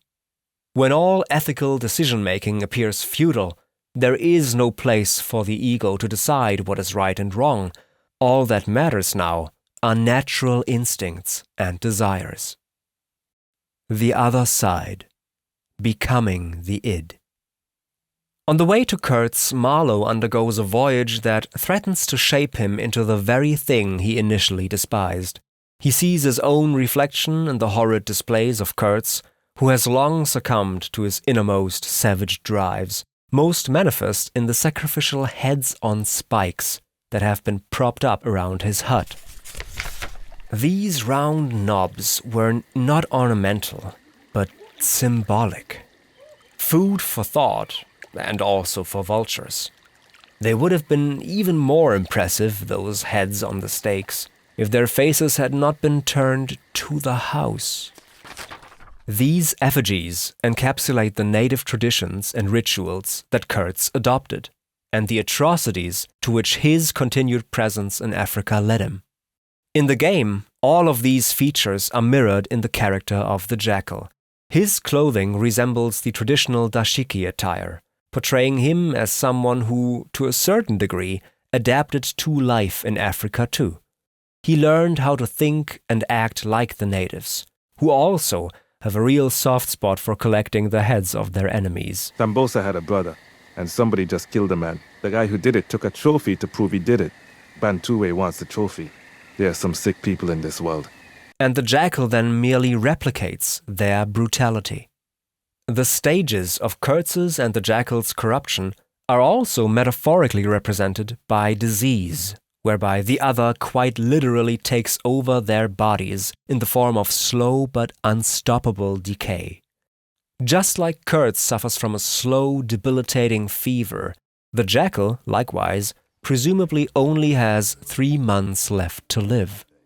However, while Kurtz is fighting a tropical illness native to the land, and is therefore essentially assaulted by Africa itself, the Jackal is plagued by cancer.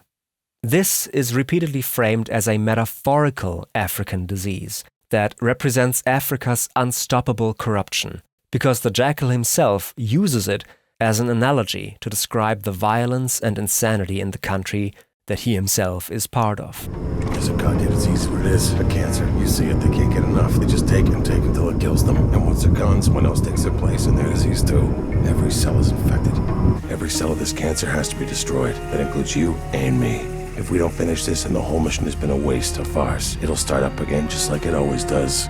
The specific fact that it is brain cancer also implies an illness of the psyche, a fatal mental affliction that functions as a metaphor for the madness that has befallen him.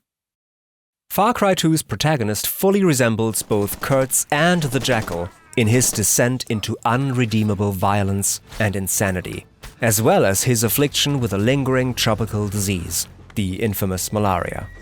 Just like Marlowe is often reminded of the fact that he might turn into the same other that Kurtz had become, the game frequently points out that the jackal represents a later stage in the same corruption process that the protagonist is undergoing, and that the same violent savagery observed in the jackal will inevitably befall the protagonist as well. You think I don't know you, what you're about, what you came here to do? Wake up. I used to be you. This one in particular goes even deeper. Immediately after this encounter, the protagonist's diary expresses shock and disgust at the jackal's apparent madness and the killing spree that he set out to commit. But only a few hours later comes to this conclusion. He's insane, but he's right. Not only does the protagonist slowly turn into the jackal, Africa's nature, its darkness and wilderness, assimilate him as well, slowly drawing the protagonist's behavior away from that of a civilized person. Here's a dog hungry for a bone. This is most notably achieved by means of game rules and goals. The game's mechanical rhetoric arguably encourages the player to mimic the behavior of a predator animal more than that of a human being. Let's look at some of these rules and mechanics in detail. Firstly, the rule set around traversal of the map gradually makes the player abandon civilized norms. The first thing you realize when playing the game is that civilization quickly becomes an indicator for danger. Since human structures imply human presence, and all humans out in the wild are hostile, any sign of human life automatically triggers a heightened awareness and extreme caution. You start by avoiding guard posts altogether. Then you steer clear of any man-made structures on the roadside, and soon you even try to stay off the roads as much as possible, since enemy cars can pop out of seemingly nowhere. As a result, the player quickly internalizes that avoiding signs of human life, such as roads and houses, is the most effective approach to survival, not unlike the instinctual behavior of a wild animal, or that of a rally driver, if you will. 50 downhill, triple caution, stay center, triple caution, stay center. Concentrate, Savvy, please. Medium left long, medium left, medium left. The second mechanical phenomenon steering the player towards non-human behavior is combat. One surefire way to get yourself killed in Far Cry 2 is charging enemies head-on, even with tactics in mind, as it is incredibly risky and therefore highly discouraged by the game's rule set. Instead, the game offers a solid stealth system that allows the player to more easily sneak up on enemies at night or by hiding in vegetation, catching enemies when they're unaware or distracted. In fact, when remaining completely still and silent, it is possible to become virtually invisible to hostile forces. In addition to this, the game also sports a wide range of silenced weaponry that makes it harder for enemies to triangulate the protagonist's position. These range from a silenced pistol, a silenced sniper rifle, and a silenced SMG, all the way to outright comical oddities like a suppressed shotgun, straight out of No Country for Old Men. These mechanics encourage an animal-like night prowler playstyle, where the protagonist takes on an almost mythical role that triggers a primal fear among the militia, panicking over his actions and whereabouts, as if he were not a man, but a monster. Too quiet. Shh, still out there. Why the hell are we hanging here? Come on! We ain't moving. I don't like it either. Bad feeling. Just keep quiet. If he doesn't know we're here, we can grab the initiative and shut him down. Come on. We don't even know where he is. All right, fall back. Thirdly, the game's mission and open-world design motivate unfettered violence, leading the player down a bloody path of increasingly brutal killing sprees and ethically more than questionable actions.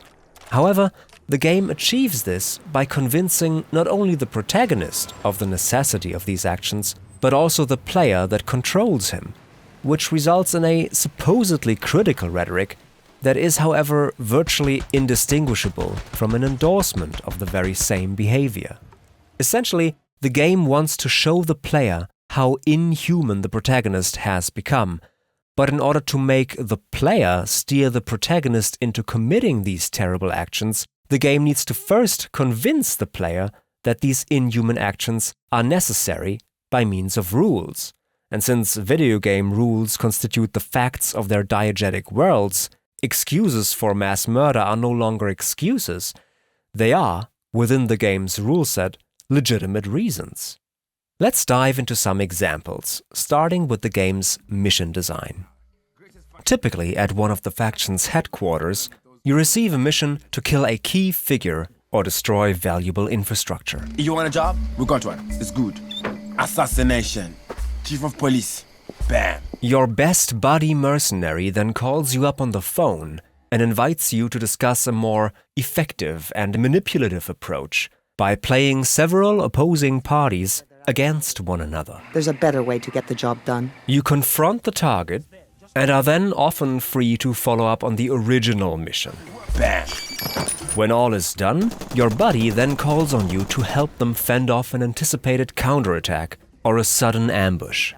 This is the structure that almost every single quest rigidly follows, and all of these missions are framed as necessary to get a lead on the Jackal. However, despite the heavily implied ethical dilemma of killing in the name of peace, the player is never actually confronted with the personal, economic, or humanitarian consequences of the actions that they make the protagonist commit. And this means that within the rules of the game, they are morally free to indulge in what these missions are actually meant to convey. Killing is fun. Blow the whole place up.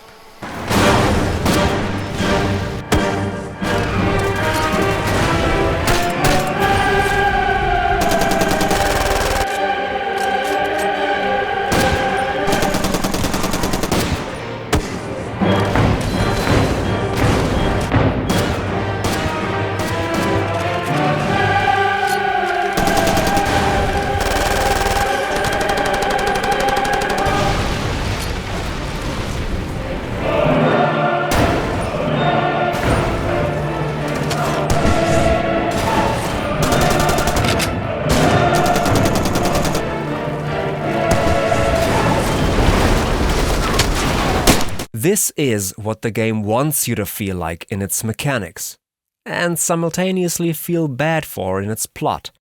The system by which the game's rule set betrays the veneer of the narrative is also perfectly encapsulated by the game's open world design. Everyone you encounter in the open world is, by design, hostile towards the player, while any civilians you meet are sectioned off into areas that do not allow you to draw a weapon in the first place. This portrayal of Africa as deserted with barely any sign of human life, just a vast, hostile expanse, empty and dead, also echoes Heart of Darkness's portrayal of the continent. Paths everywhere. A stamped-in network of paths, spreading over the empty land, through long grass, through burnt grass, through thickets, down and up chilly ravines, up and down stony hills ablaze with heat, and a solitude. Nobody, not a hut. The population had cleared out a long time ago. However, while this phenomenon does mimic the novel, it also perversely creates a perfect mercenary utopia in which the most reasonable reaction to the slightest sense of danger is literally to shoot anything that moves, because everything that does move is, according to the game's logic, out to kill you. The game even makes sure to reiterate this fact to the player whenever they accept a main mission. This is a classified mission. That means everyone's an enemy, even APR. Nobody knows about this, got me? UFLL guys see you, they'll shoot you on sight. You're on your own, baby. And so this is what you adhere to, shooting everyone and everything, never giving it a second thought because the game rules exempted you from that burden. Or as the mercenary Josip perfectly puts it, shoot first, ask questions later. This leads us into imagery of the 2007 Nisour Square massacre, to emphasize that through this design choice, the game's mechanics establish the exact mindset that triggers the very real massacres that it decries in its narration. Far Cry 2's open-world rule set portrays a set of ideologies and conceptions that in the real world brought about the most heinous civilian atrocities committed by trigger-happy militia that were looking for any excuse to see a potential enemy in every innocent civilian around them. But it does so by turning this deranged pipe dream into a reality, essentially legitimizing mass murder through its mechanics while purporting to condemn it in its narrative.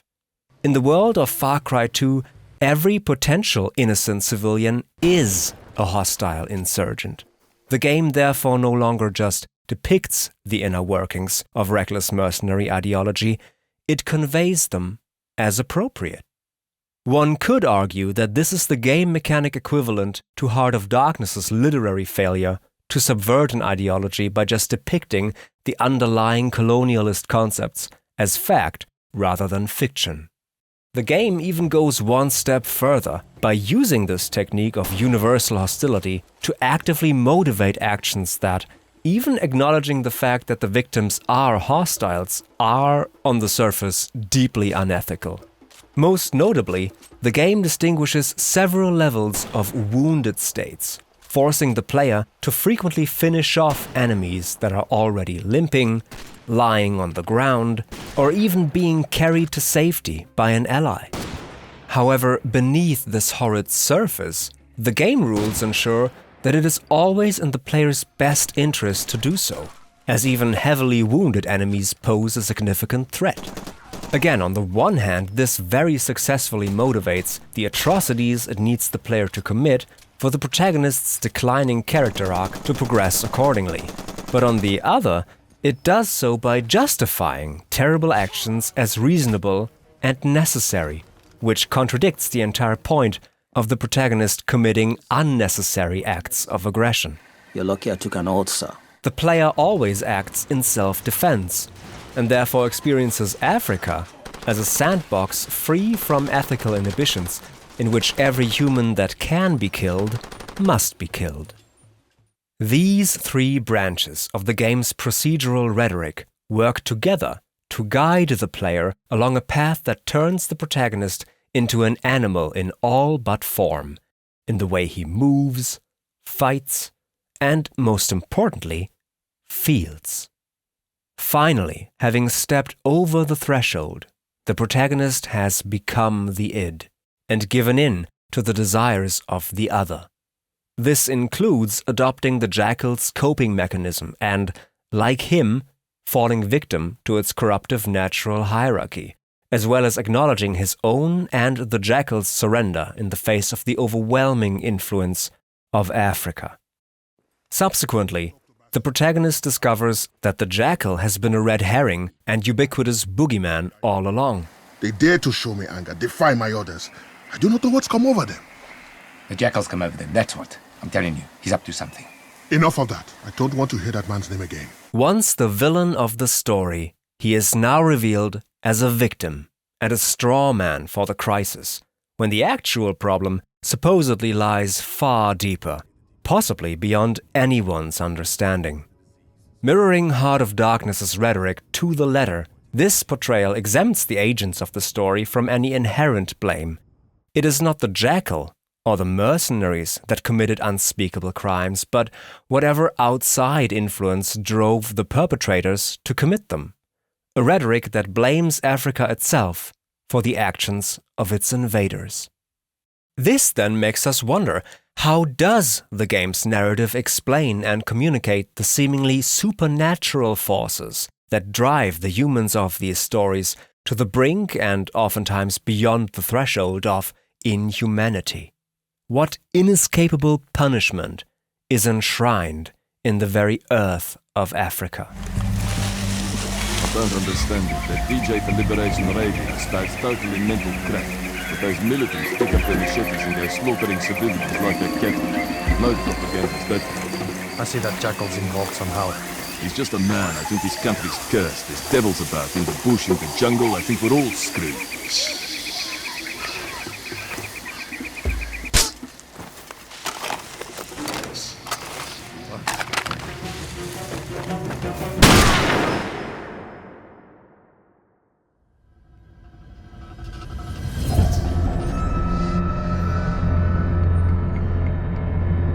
Ah, my boy, I say, trust to this.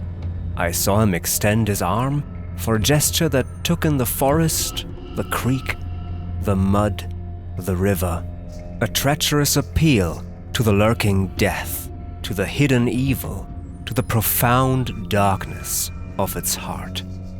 The high stillness confronted these two figures with its ominous patience, waiting for the passing away of a fantastic invasion. In a few days, the El Dorado expedition went into the patient wilderness that closed upon it as the sea closes over a diver. Long afterwards, the news came that all the donkeys were dead. I know nothing as to the fate of the less valuable animals. They, no doubt, like the rest of us, found what they deserved. Both Heart of Darkness and Far Cry 2 portray the land itself as an antagonistic character over which its invaders have no power and which will inevitably rid itself of them, opening up a twisted dichotomy of agency on the side of nature and passivity on the side of humankind. Civilized characters are therefore destined to perish as punishment for the naive notion they could in fact control or even manipulate the wilderness. The wilderness. Agency. Heart of Darkness's rainforest is presented almost as a creature in itself that lures one in, but cannot be overcome, and will devour anyone who enters. I wondered whether the stillness on the face of the immensity looking at us two were meant as an appeal or as a menace. Could we handle that dumb thing, or would it handle us? I felt how big, how confoundedly big was that thing that couldn't talk and perhaps was deaf as well. What was in there? Africa's nature thus represents the antithesis to the enlightened subject. It cannot be handled. Instead, it handles us, like the Freudian id that undermines the rational ego. Likewise, Far Cry 2 frequently acknowledges an invisible yet ubiquitous curse on the land that carries within it an inherent evil. At times, this sentiment is mocked by the game's characters, but as its prophecy of death and inexplicable eternal crisis ultimately holds true, so does the insinuation of a demonic presence. They can't explain why people are disappearing into thin air. Actually, they can. Right, let me guess. Jungle magic. What the hell's going on around here? Maybe a dozen blokes with parasites in camp now. It's Africa, mate. What do you want? No way, there's more to it than that. I think that made Pooch is doing, trying to weaken our resolve. You're saying an independent merc is making parasites appear among our men? It's possible. You don't know. Yeah, whatever. Hey, what's that in your head? Sure, laugh it up, you'll see.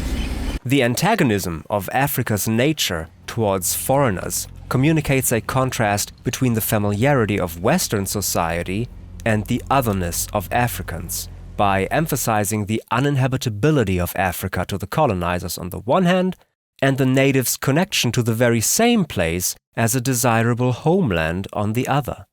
While the game portrays African natives as merely at odds with the Westerners' perception of Africa, Heart of Darkness takes this concept to its necessary endpoint. Here, the natives are synonymous with the jungle. They are one, which on the one hand underpins the supposed agency of the wilderness, and on the other hand undermines the natives' own agency as a mere hive mind guided by nature itself. Thirdly, it binds the natives to the place and shows that only those birthed by the wilderness survive, while outsiders cannot. Consider the following scene equating nature and natives. Suddenly, a group of men appeared, as though they had come up from the ground, and as if by enchantment streams of human beings, of naked human beings, with wild glances and savage movements, were poured into the clearing by the dark-faced pensive forest.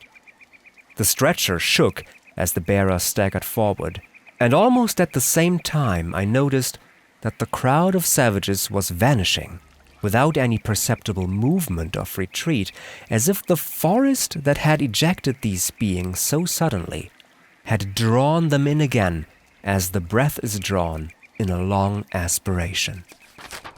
This depiction of the natives as the mere personification of Africa's wilderness is a final step that Far Cry 2 is fortunately unwilling to take when depicting the agency of nature. However, the game excessively indulges in the portrayal of this concept's flip side, the necessary lack of agency among its human characters. Man. Lack of agency. In both the novel and the game, Africa is presented as the deathbed of rationality. The human mind becomes ever more unreliable as tools break, sanity decreases, and savagery takes hold. Heart of Darkness's colonizers do not conquer Africa, after all. Africa conquers them. Similarly, Far Cry 2's mechanics must therefore also convey a rhetoric that instills a constant feeling of powerlessness in the player, who is regularly faced with unexpected challenges, such as malaria attacks, fires, random encounters, weapon jams, and general unpredictability and chaos in combat. This plethora of mechanics ensures that the player never feels fully in control of the events in the game. Let's examine them in reverse order. While combat may appear straightforward, it is a first-person shooter after all, it generally doesn't unfold the way the player envisioned, owing to a mix of rather open level design and poor readability. It is easy to lose sight of enemies, making it hard to notice you're being surrounded, which is usually an immediate death sentence. Far Cry 2 breaks with traditional genre conventions by only providing the bare minimum of information and leaving the rest to luck, or lack thereof. The game is perfectly fine with thwarting the player's plans and letting them stumble into frequent unwinnable situations that either end in a daring escape or death, sometimes both.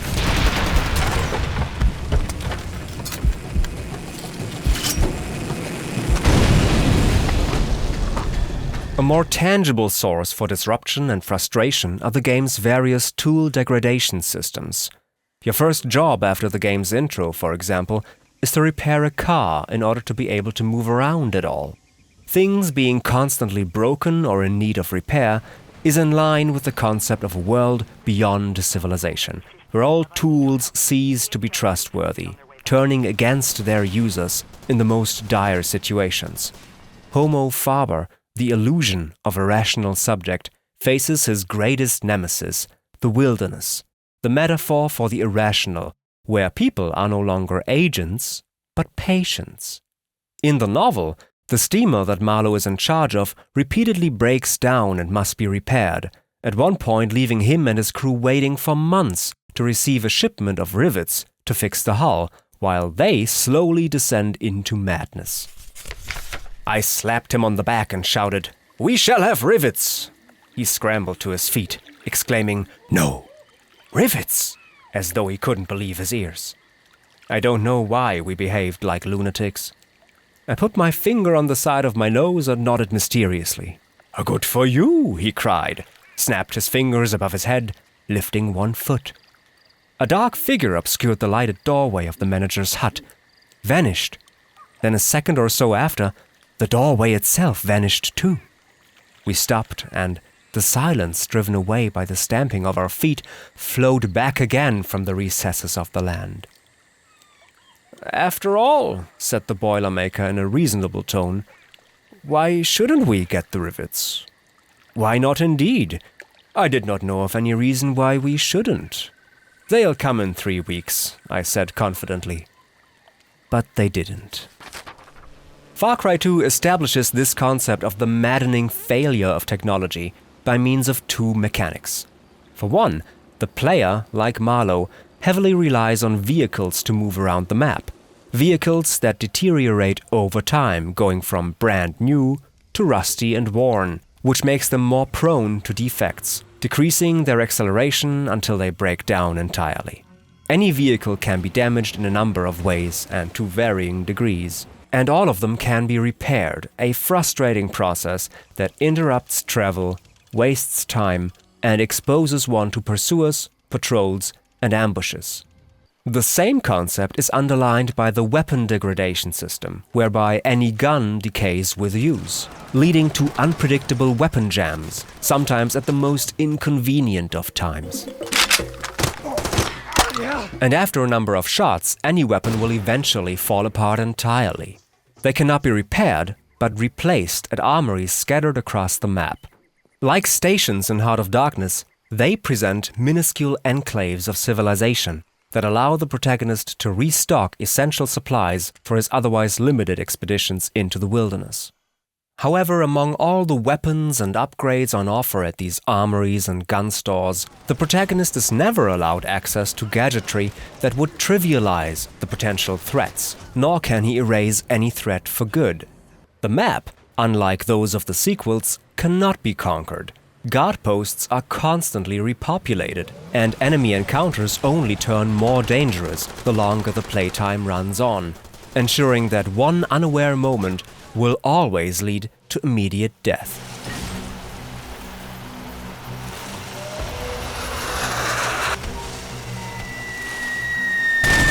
The risk of coming across deadly encounters is also deviously heightened because fast travel is restricted to traveling between only 5 different bus stops per map, most of which are miles away from any potential points of interest that would be relevant to many of the game's missions. However, no manual means of traversal is safe, which is why the rarity of these fast travel points forces the player into constant risk-taking. Even setting aside the random encounters like ambushes or patrols, it is simply impossible to reach any point on the map without having to fight your way through, sneak around, or bolt past an array of guard posts and fortresses in what can only be described as a maze of potential threats, a minefield that can be set off with the slightest of missteps. An even greater danger than the enemies you can see are those you can't see, as many hostile forces are often concealed by their natural surroundings, a phenomenon that quickly conditions the player to avoid combat in dense vegetation altogether. It is not a rare occurrence to be shot at from various angles without being able to spot the attackers, let alone shoot them. As a result, the jungle's visually obstructive environment eventually triggers a sense of constant alert in the player, which in turn renders anything beyond one's often rather short range of vision, and therefore eventually the jungle itself, a threat of its own, thus granting the forest the agency that the narrative implies. Luckily, the same game that teaches us that African nature itself presents an inherent danger also provides us with weapons to wield against it. In true American fashion, the answer to jungle is fire, and the game does not hide its affinity to it, from its intro videos, to its extensive simulative programming, to the tactical balancing that makes it a rather effective tool against the AI.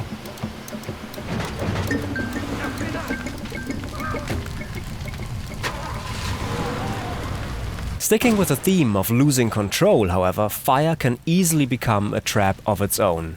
While not quite as unpredictable as in the game's sequels, it is always an agent of chaos to everyone, including the arsonists themselves. In this capacity, fire fulfills the same thematic role as malaria, as it represents African nature, spreads uncontrollably, and kills everything it touches. Hey, look at it! I see. Hey, you do so much to the fire. It smells like a virus type thing. Lastly, malaria manifests itself through bursts of dizziness and disorientation. You stand the climate. You outlast them all. You have been well since you came out this time? Who? I? Oh, like a charm. Like a charm, but the rest, oh, my goodness, all sick. They die so quick, too. I haven't the time to send them out of the country. It's incredible. These unpredictable attacks suddenly stop the player in their tracks and can turn an encounter in the enemy's favor at the drop of a hat, as the symptoms require instant medication on the spot. The frequency of these malaria attacks is governed by the protagonist's current sickness level, with higher levels resulting in more flare-ups. Progression through the stages of malaria is also tied to narrative progression. If I were you, I'd go buy some medicine first. That malaria is nothing to screw around with. Get yourself healthy and come by the front office in town. I'll introduce you to Kakumba. As a result, the protagonist will always suffer from the worst kind of affliction towards the end of the story, since malaria, as mentioned before, is merely a metaphorical corporal reflection of his mental decay into inhumanity. So when the journey of his psychological corruption concludes, so does the physical one. Incidentally, the only way to prolong your life against malaria is by helping the native population flee the country by delivering them passports and receiving new medication in return, thus lowering one's sickness level. It is no coincidence that the medicine is first administered not by a doctor, but a priest, which ties the cure to malaria to the cleansing of the soul. The only way to delay the progression of the disease is therefore to engage in civilized empathy, or in other words, rediscovering one's own humanity helps resist to succumb to the exploration of one's inhumanity. On the flip side, the protagonist's refusal to help the innocent refugees would inevitably lead to his untimely death, or speaking metaphorically, avoiding acts of humanity is tied to physical decay, thus emphasizing the interconnectedness between the corruptions of mind and body. With nature as the agent and man as the patient, it is only a matter of time for the latter to slowly succumb to the former, and in this undetectable slowness lies the key to the mercenaries' and the colonizers' demise. Death, not a state, but a process. The game, like the novel, consistently equates insanity with death, but if the path to insanity is a journey rather than an event, so is the path to death. Every aspect of Far Cry 2 must stress that losing one's humanity does not come about through a sudden incident that could theoretically have been prevented, but through a slow and unstoppable process, which is why the game also goes to great lengths to portray losing one's life as a process rather than a dichotomy. Only when there is a continuum between life and death and humanity and inhumanity does the narrative allow for an unfamiliar intermediate space, a threshold that one can pass unknowingly. Mechanically, this also means that death in the literal sense of game rules cannot be binary. As mentioned before, enemies undergo several wounded states, but so does the protagonist, who can also be saved by a friend on standby after merely falling unconscious upon what would otherwise have been the end. Likewise, the same companions can be saved in the field by the protagonist if severely wounded, or die permanently if not tended to. Malaria goes through literal stages 1 through 5. Even the health bar is divided into 5 stages with different rules attached to them. Some refill on their own. Completely empty stages can only be healed through syringes, while the more dire states deplete rather than refill and can only be mended with slow and often gruesome first aid. As the protagonist finally reaches the heart of darkness, both processes conclude. He is no longer human and no longer willing to fight for his life. The Killing of Africa. Far Cry 2's journey comes to a close when both the protagonist and the Jackal team up to execute what they consider the only actual solution to Africa's crisis, which is to give up on it entirely and put it out of its misery like a sickly and infectious animal. An entire country is about to disappear. They're in the way. We can't do our work if they're here. We have to isolate this disease so we can destroy it. The game tells us that Africa is destined to die, and that all we can do to help is euthanize it by evacuating its civilians and murdering everyone else. Africa's people are patients that must be quarantined, implying that they themselves carry the sickness in them. And the longer you stay, the deeper the virus goes. In the end, nobody will be left, just the disease. So what do you do with this particular situation? Quarantine the patients. And even once they're gone, the actual source of the disease, the land itself, remains. According to the game's rhetoric, both narratively and ludically, Africa is the disease. And worst of all, it is terminal. When the process of corruption is completed, and both the Jackal and the protagonist have become one with Africa, its doom has become theirs as well. The last saving grace is their agency over their own deaths, which is why it is impossible for the story to conclude in any way other than suicide. That gun in there is a good piece. Never jams. One shot is all you'll need. You're a terminal case, same as me. At least we can do something about it. With the synchronized deaths of the Jackal, the protagonist, and Africa itself, the narrative makes good on 3 promises. Firstly, it delivers the expected ironic payoff to the setup at the start of the game. I'm the one who decides who lives and who dies. Me. In the end, it is the Jackal himself who decides that he has to die by his own hand. Secondly, the game's ending seals the fate of its trespassing main characters, according to the rule set that it itself established. All those who pass the threshold into Africa's inhumanity must die. Lastly, it not only completes the retelling of the basic story beats of Heart of Darkness, but also signs off on its ideological messaging and conclusively closes the door on any potential for a rereading or even parody of its source material. The 2 main differences between the ideological conclusions of Heart of Darkness and Far Cry 2 are that on the one hand, the novel features crass racist depictions of the natives themselves that the game only dares to imply, while on the other, Far Cry 2 dares to follow the novel's ideology to its necessary endpoint, which Heart of Darkness couldn't bring itself to put into words. But there is no subversion taking place. Both the game and the novel complement each other to form a clear anti-African rhetoric. And even though the game first appears to be more subtle about it, it makes up for its initial restraint in the outright genocidal implications of its ending. It does not recommend killing all Africans, but it does recommend killing Africa.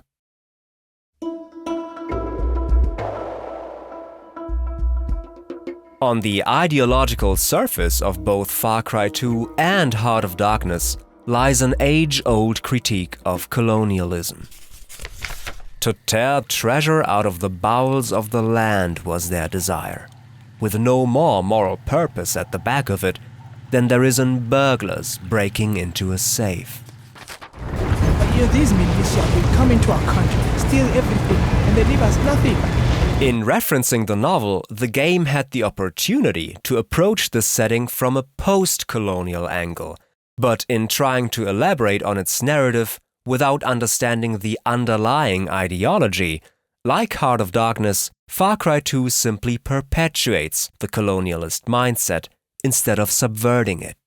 By yet again focusing on the traditional story of the corruptive other, the threshold to inhumanity, and inevitable death, Far Cry 2 merely revisits the themes of the novel without widening its scope, and thus falls into the very same trap of undermining its own intended reading. Far Cry 2, just like its source material, adopts Africa as an exotic backdrop for the whimsical nihilism of its narrative. In doing so, it renders the continent as nothing more than an uncivilized primal playground, inhabited by sickness, madness, and chaos. These are embodied by Africa's hostile nature, which carries agency over its invaders, and by the natives, who are depicted as naive children without agency, in dire need of foreign guidance, and yet beyond any possible salvation. A familiar rhetoric, drawn from the very same colonialist ideology that the game purports to critique but actually just reiterates. However, unlike the novel, which does the same, Far Cry 2 can utilize the rhetorical powers of its medium to not only narrate the inner workings of a fictional Africa as death incarnate, but, crucially, construct a world with a hidden rule set that confirms these views, and arguably teaches them far more subtly and thus effectively to the player than Heart of Darkness ever could. It is one thing to read about Africa drawing out a civilized man's innermost desires and savage instincts. It is another to engage with a system that mimics the insanity and rewards acting upon the desires and instincts that it propagates. Far Cry 2 employs its entire toolbox to convey to the player that Africa punishes civility, fosters savagery, and ultimately brings death to any outsider who sets foot in it. Furthermore, this already dangerously essentialist focus comes at an additional cost, as the game's narrative features glaring omissions to accommodate for its messaging, but paints over these gaps rather insufficiently. Through the fabricated central role of the private militia in Far Cry 2's plot, the only connector between Africa and anarchy that the game provides explains nothing and leaves us with the conclusion that if human greed is inevitable, then so is the connection between Africa and anarchy. Essential aspects of actual post-colonial conditions, such as inherited colonial infrastructure of national institutions and systems, foreign stake and interference in the political landscape, and the economic influence of international financial institutions, transnational companies, and even former colonial powers are never meaningfully discussed. In the game, there are no proxy wars, no puppet leaders, no financial coercion, no economic exploitation, not even weapons or money from foreign governments, just private, independent mercenaries that fulfill the African's intrinsic desire for violence. By virtue of failing to acknowledge the imperialist framework within which its story takes place, the game frames the everlasting crisis that it portrays Africa to be in as entirely self-inflicted. Most notably, it portrays all significant ideological movements among the natives as inherently evil, with the express purpose of creating a sense of hopelessness as to the fate of the continent. This rhetoric lets the player come to the conclusion that the jackal was right all along. Attempting to remedy the symptoms of the crisis is a lost cause because Africa is synonymous with the sickness itself. This fictional version of Africa has no future because it represents the past of humankind. And if we want to move on, we must abandon it altogether. In conclusion, Far Cry 2 is not a game about Africa. It is a video game made by a Western developer for a Western audience about the fragility and corruption of Western values that simply uses Africa as a stand-in for this perceived threat to Western civilization that its narrative requires. Of course, considering the cultural context of its material, choosing Africa for this role does not come about by accident and conveys an essential fear of the foreign. The game's post-colonial setting does allow for very few superficially subversive readings to those found in Heart of Darkness, but the novel's core ideologies revolving around the corruption of Western civilization through the African other are left untouched. Further research could give insight into the subsequent evolution of the series' post-colonial messaging, in particular with regards to Far Cry 5, as the first, and as of now only entry in the main series to be set in a colonizer country, rather than a former colony, as is the case with 3, 4, and 6. Of particular interest would be the semantics behind the ever-growing theme of drug abuse and hallucination pioneered in Far Cry 3 that have been a consistent staple of the franchise ever since. Most notably, however, readings by post-colonial experts from within former colonized nations would be far more insightful than my own, and have the potential to actually advance the discourse, rather than just use game studies to rehash Western post-colonial conclusions the way I did in this video.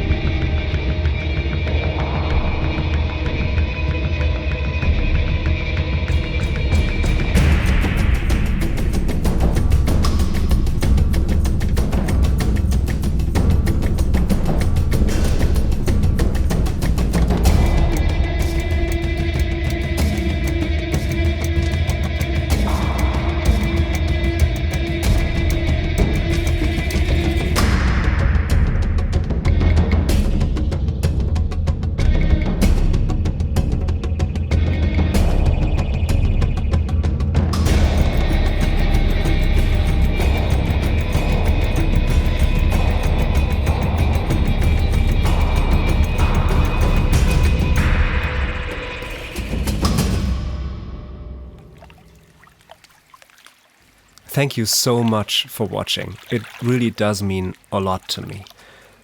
Let me know what you think of the format and what you would like to see me and my friend Mary take on in future videos. And leave a like if you enjoyed this one. Over the course of writing and editing it though, I feel like I've descended into madness myself. So I think the next project will cover something a little less grim. Until then, take care.